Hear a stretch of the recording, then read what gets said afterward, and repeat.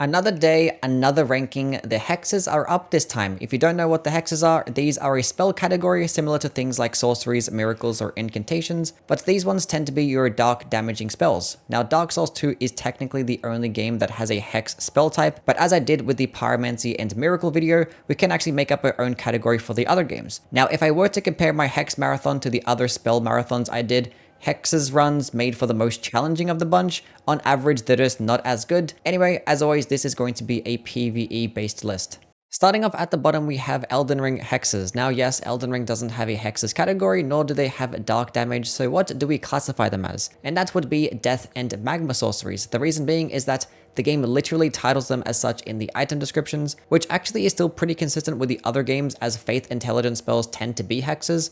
Now the reason they're getting at the bottom is not only do these spell types suck, but the build creation that Faith Intelligence actually offer is straight up terrible. I don't know why Magma, Death, and Golden Order spells require Faith Intelligence, but the weapon equivalents don't get the same scalings, nor is there an infusion for Faith Intelligence. Would have been nice if there was like a Magma or a Ghost Flame infusion that gave weapons a Faith Int scaling. So yes, the synergy with weapons are really poor, but the spells also just perform terribly. Starting off with the staffs for these builds, they're just shit. Gelmir staff requires to be farmed, and the sorcery scalings it gets is just really bad. You're always better off going into another staff with a pure intelligence build to maximize damage. The Prince of Death staff is as useful as a wet tissue until you get to like level 300 to where you can finally do some respectable damage. And it only boosts death sorceries by 10%, which most other seals and staffs boost spells by 15 or 20%. But speaking of the death sorceries, these are just the worst spell school in the entire game. Every spell here just sucks because the damage is horrendous at anything below 50 faith and intelligence, and even when you're at that level, they're still not that good. Rancor Call might as well just heal the enemy because it does that bad a damage. Ancient Death Rancor is a slightly less shit version because it does a little bit more damage. It does track and stunlock enemies nicely, but the enemies can still dodge it easily. It costs way too much FP, and I would never use it over most other projectiles like Night Comet, Glintstone Ice Crag, or Rock Sling. Ghost Flame Explosion is the only spell that actually does some decent damage, and Frost, don't know why the other ones don't do Frost, but Zamor Ice Storm is just going to outclass it due to it proccing Frost faster and actually doing more damage for less FP. Tibia Summons is a crime against humanity with its slow-ass casting speed, zero hyper armor, and dog shit tracking, but it still somehow performs better than Ancient Death Rancor, and Fear's Mist is a spell that exists. Now, as for the Magma spells, these are a little better. The fact that you can have access to fire damage with an intelligence build is nice, Magma Shot being the most reliable and consistent one. Low requirements, quick cast, decent range, nice damage for not much FP. Gelmir Fury can do nice damage, but it is really inconsistent because the animation is not linked up well with the hitboxes, and you also just get no hyper armor. Rykard Rancor is a spell for like large stationary bosses because against anything else it just fucking sucks, and Rolling Magma is a very situational spell that performs like shit in 90% of the game because the speed and damage is not worth the FP cost and the constant worrying about your positioning, but it can be fun sometimes. So yeah, overall, yeah, these shits are just mid. Next up, we have Dark Souls 1 Hexes, which these spells include the Dark Sorceries, not including Black Flame though, because the only game with hexes in it is Dark Souls 2, and that game didn't include Black Flame as a hex, so we're not going to do that. Now, I know what you're thinking, how can a spell type with Darkbeat in it get lower on the list? Darkbeat is like one of the greatest spells FromSoft has ever made. It's up there with Demon Souls Firestorm and Elden Ring's Ancient Dragons Lightning Strike. How, Yui? And that's because that's all that it has, really. If you've been paying attention to this list, you'll know that how well the spell performs is part of the criteria, but it's not the entire criteria. Because when it comes to things like variety and accessibility of these spells, Dark Souls 1 Hexes are just the worst. You can only get these spells from the DLC, which is only really accessible towards the later half of the game. There's only 4 spells in total, and if you want to get the best catalyst for these spells, you're going to have to sacrifice Pursuers, which is one of the 2 spells that's actually worth using. That and Darkbeat are really good spells, very high damaging. As for Dark Orb, this spell is decent, but the casting speed and damage make it very average at best. And for Dark Fog, this spell is just terrible because not only is it nearly impossible to aim, but the AoE doesn't even stay around long enough to proc poison on like the 3 enemies in this game that are just not immune to it. So if you're actually going to go with the Manus' Catalyst, you only really get Darkbeat and Dark Orb as an option, which is just not much variety at all. Now, being that dark damage isn't a thing in Dark Souls 1, these spells do split magic and physical damage, which the physical damage portion is going to scale off strength and dexterity scaling that the staff gets, which there's only a couple staffs that can really do that for you well, and if you're going to be using these staffs, then you're not going to be getting as good damage for your regular sorceries. So it's almost as if you have to like pick and choose which spells you have to spec into to maximize your damage, or just like carry multiple staves. But you do have Dark Beat, I guess, so it's not going to be that big of a deal. Number 2, we have Dark Souls 3 Hexes. If you decide to watch my Hexes marathon, just skip like the first 4 hours of my Dark Souls 3 run. The first half of the game was just miserable. It was bad, really bad. Just like every other game, this one doesn't actually get a Hex starting class, but it is the only Souls game where you actually do get a Faith Intelligence starting class in general with the Pyromancer, which Pyromancers are just going to be the better type of Faith Int spells because you don't really get access to Dark spells until like a few bosses in, and those spells are just shit.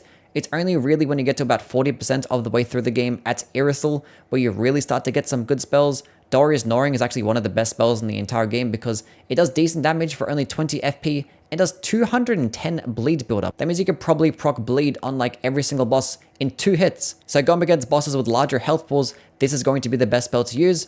Great Deep Soul is an incredibly FP efficient spell that does actually have some nice tracking and do some good damage. Unfortunately, it is acquired off a Covenant. Dark Edge is a really nice close range spell that was a bit more situational, but due to its high stagger potential, it actually had a lot of uses. I did a lot of edging to Sister Freda. Deep Protection is a nice buff that you can get pretty early on, and it does just result in more damage and defenses. And Great Soul Dregs is going to be your best Hex. Does so much damage, it travels long distances pretty quickly, and paired alongside the Murky Staff in the offhand with a 20% weapon art buff and the Blindfold Mask, you can output amazing damage. But unfortunately, you get those 3 things in the second DLC.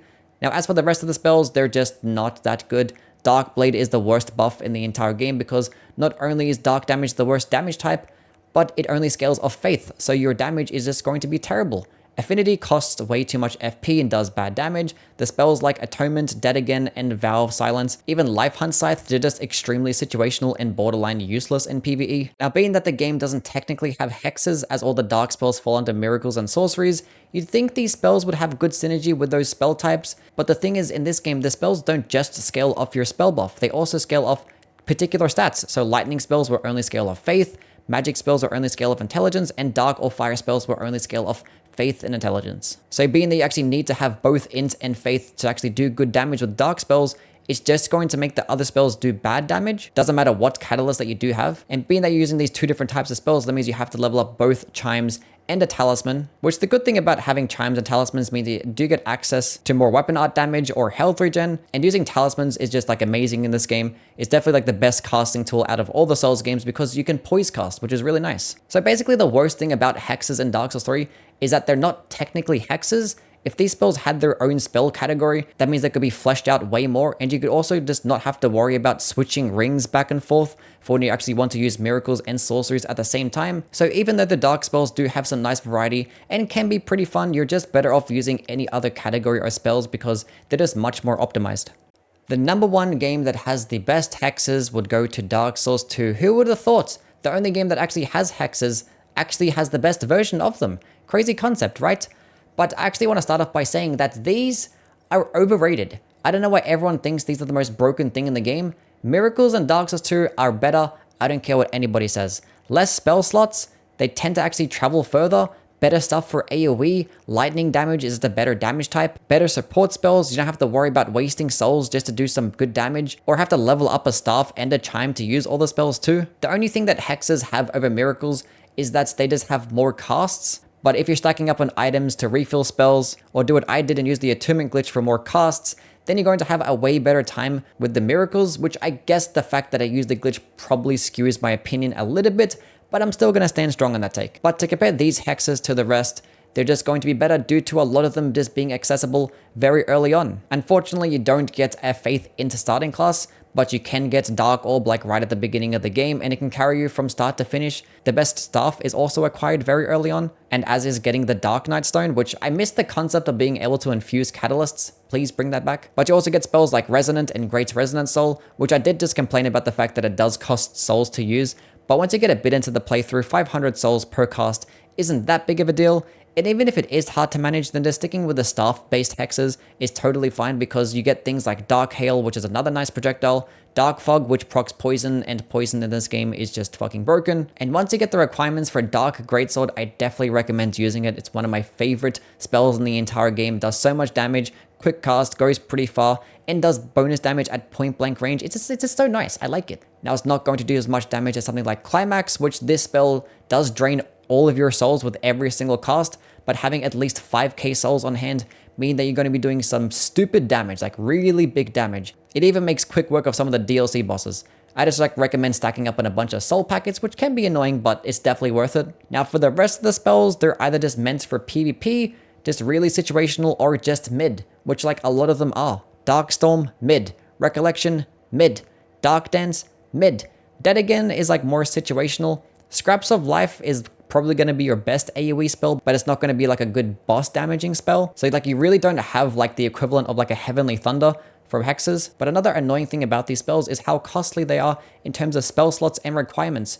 Almost every single hex takes up at least 2 slots, some even taking 3 or 4 slots. And as for the requirements, Affinity, 40 intelligence, Numbness, 42 intelligence, Dark Greatsword, 55 intelligence, Climax, 47 faith, Dark Dance, 60 faith. Like, what the fuck, man? The soft caps are around about 30 int faith, which like that's another thing. Dark scaling goes off your lowest stat, which is stupid. Thankfully, they actually made it make sense in Dark Souls 3. But like, why the fuck are the requirements so high? I don't understand. But anyway, they're still really good, and you can still have a pretty easy playthrough with them, but they're definitely not perfect. Anyway, that is the list. I'm sure nobody disagreed with a single thing that I said, just like always. But yes, please do like and subscribe. The next video that we're going to be doing is going to be the top 10 Dark Souls 2 weapons. But then after that, we'll go get started on the Sorcery Marathon, which I probably will be streaming right now by the time this video is out. So definitely do check me out on Twitch. Anyway, see you guys around. Bye.